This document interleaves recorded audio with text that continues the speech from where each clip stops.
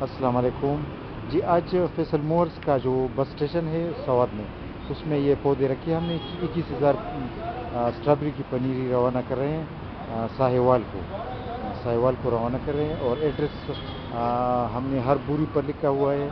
اور یہ فیصل مور کا اڈا ہے جی، آپ دیکھ سکتے ہیں فیصل مورس کے اڈے میں ابھی تقریباً 8 بجے ہے، کل انشاءاللہ جائے گی۔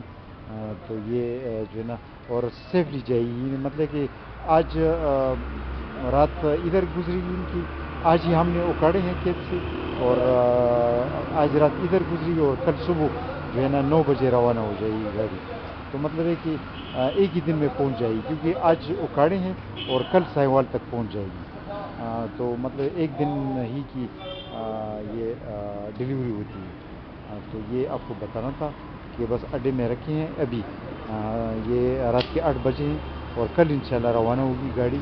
یہ فیصل مورس کا اڈا ہے، یہ ایک شاپ ہے، اس میں فیصل مورس کا اڈا ہے، اور اسی میں ہم نے رکھی ہے، اور انشاءاللہ کل اس کی ڈیلیوری ہو جائے گی، کل روانہ ہو جائے گی، اور آج جو ہے نا بس ہم نے ڈسپیچ کر لیا۔